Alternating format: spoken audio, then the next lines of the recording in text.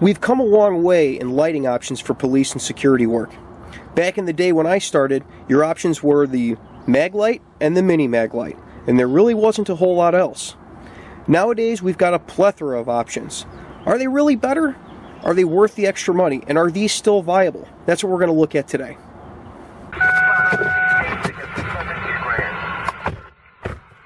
Alright, man, take a seat, buckle up.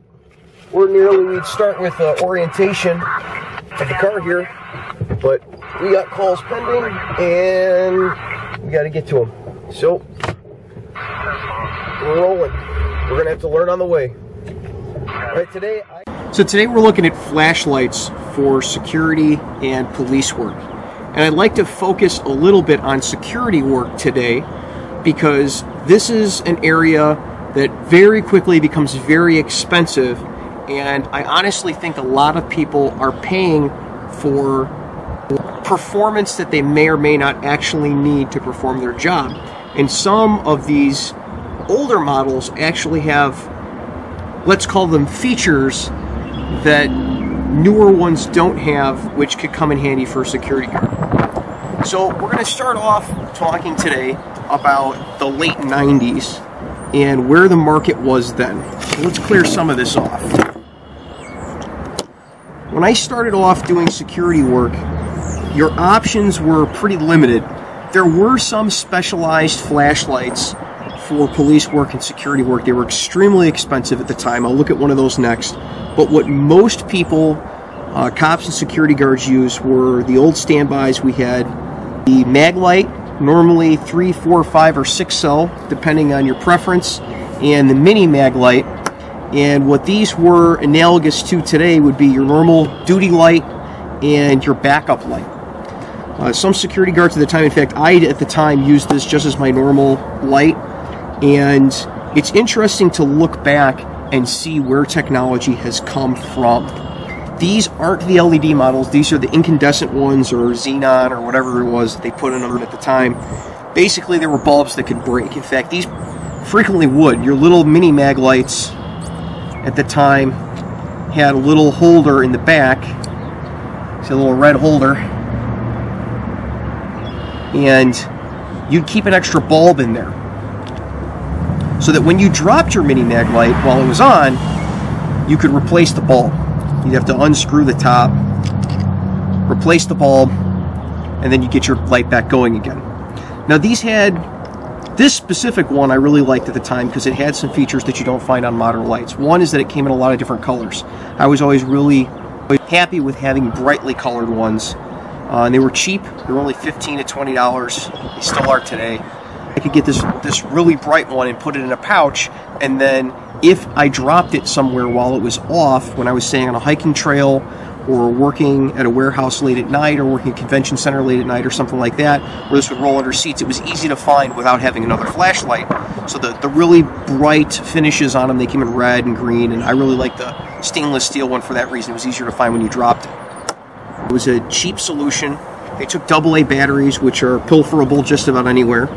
So they worked out well for a security guard as a primary light, if they're just checking around, making sure doors are locked, or for a cop as a backup light.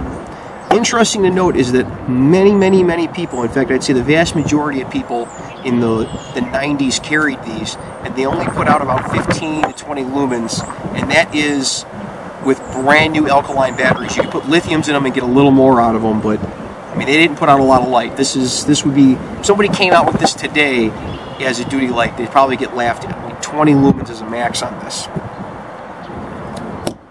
So then your primary duty light then was the full-size C or D cell Maglite. These came all the way from 2 to 6 D cells, which is enormous, and weighed about 50 ounces. I mean, these things are huge. This is probably about 35 ounces. So imagine carrying your flashlight, and your flashlight weighs as much or more than your loaded handgun. These had a couple of things about them that people really liked.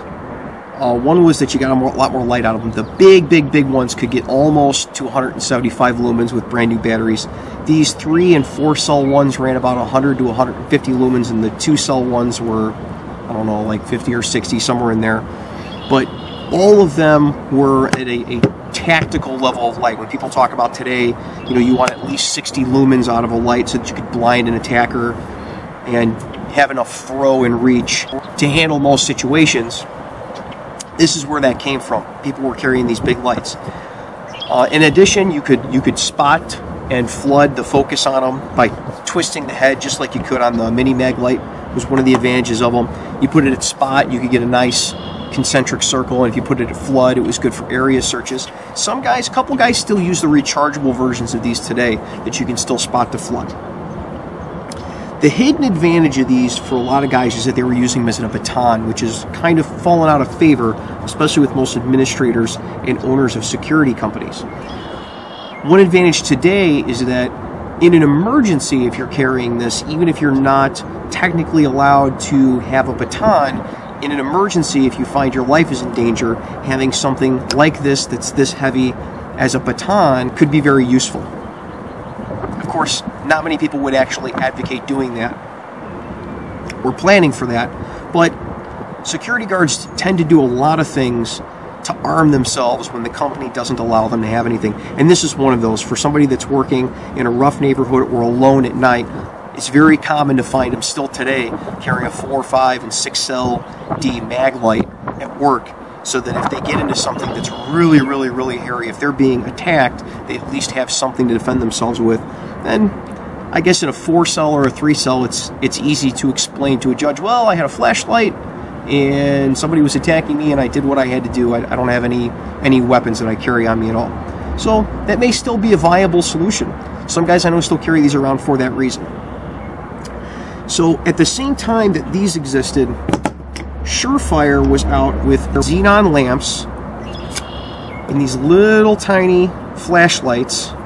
This is a Surefire G2Z, and it basically gave you all of the lighting capacity of a 3-cell D Maglite that weighs, 30, 40 ounces, and something that weighs a little over 5 or 6.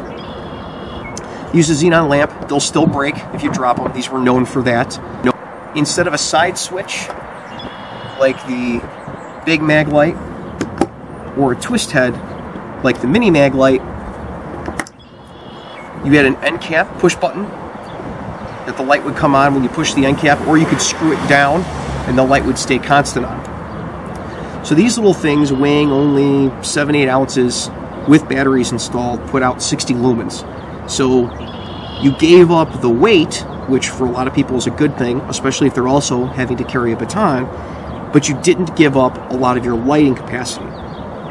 Also, these at the time were using the syringe method with a handgun, so that way you could light your target while shooting at it while keeping both hands more or less on the grip of the gun, and you could also use it as a normal duty light.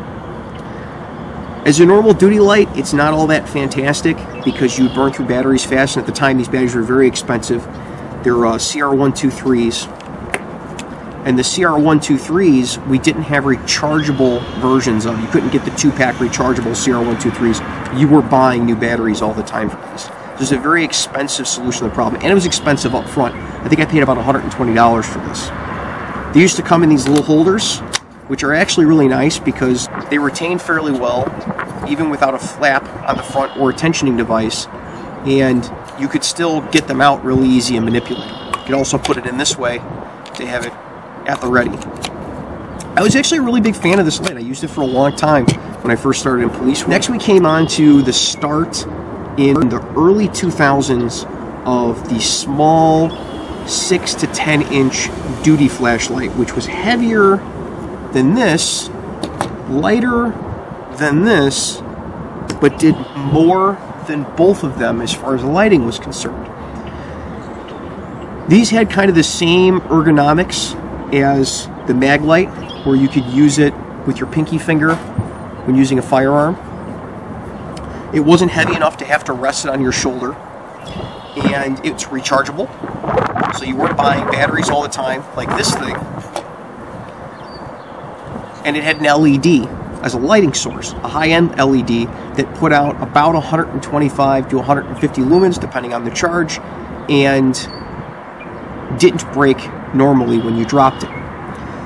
This one is by INOVA. They're one of the first companies that became commercially successful with these. And I used this particular one for several years. This is actually a replacement from INOVA when my last one broke. The one that I originally had took an awful lot of beating for many years, and finally the circuitry inside went belly up. They were billed as indestructible, but they really didn't pan out to be that way. After a few years, the electronics inside would bust loose. You'd get pieces rattling around inside the light. The solder connections would come loose, and the light would go bad. Still, probably the best thing that was on the market at the time, but not ideal in any stretch of the imagination given today's market and what we have available to us for police lights.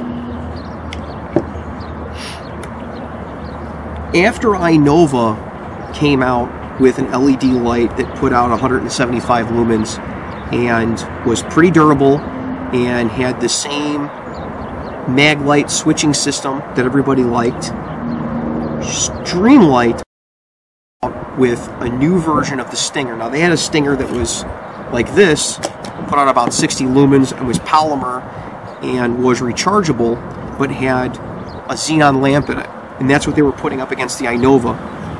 When INOVA started taking market share, I imagine, Streamlight came out with the Streamlight Stinger in LED. It's a little heavier and a little more stoutly built, a little longer than the old Stingers, but what it gave you is about 250 to 275 lumens, and now they come up to 600 lumens. The advanced version of that, you can get them one switch or two switch. I prefer the one switch because, you know, I'm old. They're a lot more durable. I have had this for many years, and as you can tell by all of the marks on it and all the wear on it, I beat the living crap out of this thing, and it is yet to break on me. This is the original glass on the front. I haven't replaced any parts on this, except for the battery, because I charge it so much and use it so much. These things are pretty indestructible, but they're kind of heavy. I mean, I haven't weighed it, but it's heavier than the other options other than the big Maglite so far. There's a lot of throw to these, but what this has, and this has, and this have as downsides that this doesn't have, is it's really hard to use this as any type of impact weapon at all. I tried breaking glass with this one time. It didn't turn out so hot. That's where I kind of get all this knurling on the edge, was from trying to do that, and on top of dropping it on concrete and using it as a door knocker. We've come really far with the technology, but we've also increased the price exponentially.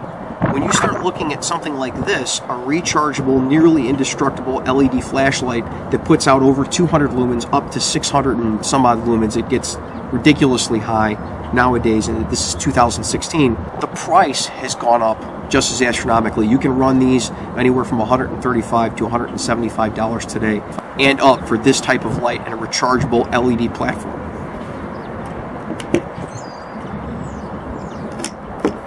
My new favorite light, and the one that I use as a backup light, is, it's funny enough that it actually costs about the same as this, does about the same job, but does it so much better on so much less. This one I bought, it was about $20. This costs $15, and you're talking 1997 money versus 2016 money. This is the Energizer 1AA Tactical. It doesn't matter what type of flashlight it is. A bunch of companies make something that are pretty much identical to this. It's an LED that puts out between 60 and 100 lumens, running on a tail switch, a momentary and click-on tail switch, with a little clip on it and a lanyard so that you can do manipulations of your handgun and then be able to grab it and use it again. And they run off of, this is my favorite part, a single AA battery. I tend to throw lithiums in them just because they last a little longer. The great advantage of these is with any AA battery, you don't get, with the modern circuitry, fade out as the light stays on. Remember what I said about the Maglites, the original Maglites, the longer they stayed on, the less light you would get out of them. As the battery drained, the light would go down as well. With these, the light doesn't go down, it just suddenly stops. So it kind of necessitates a backup light, because you'll be using this and it'll just suddenly crap out on you, and you'll have very little warning, and you need a backup light at that point. The great thing about these is that you can pretty well pilfer a single AA battery out of almost anywhere and they don't break. The LEDs don't burn out the way bulbs would with these, and they're cheaper. So there's really not a good reason anymore not to have a flashlight, even when you're working during the day at a security job. The one thing that none of these give you that this does is used as an emergency impact weapon. So while the debate rages on about whether this is a good lighting tool for a security guard working at night in a factory or a warehouse where no one's going to see them, working at a company that is paying very, very little, and so the person's on a budget, and who doesn't give a lot of training, so they don't have weapon options really, this might be just the ticket, as long as you take into account that its availability as a weapon would only be on the most exigent of emergency situations. So that's kind of a little primer on lights, where they've come from, where they're going, some things to think about with them, and some options that you have, because I've gotten some questions about lights in the past, and I'm looking at doing the security video in the future, the security duty belt videos, and a lot of this is going to come up in those. I like to be able to refer back to other videos so that the stuff I'm making isn't 2.5 hours long of me just blathering on, and people don't have to sit through things that they don't want to listen to. That's lights. Let me know if you have any questions. I own drawers and drawers and drawers full of flashlights. I'm sure I'd be able to answer most of your questions, and if not, I'll tell you where to go to get the answer. Alright, channel updates are after the video. I'm going to start doing it after the credits, so people know where we're headed with this and what to expect in the future. Stick around. Well, if you like that video, go ahead and subscribe, because there's a whole lot more to come. As soon as I finish up these calls, go 10-8.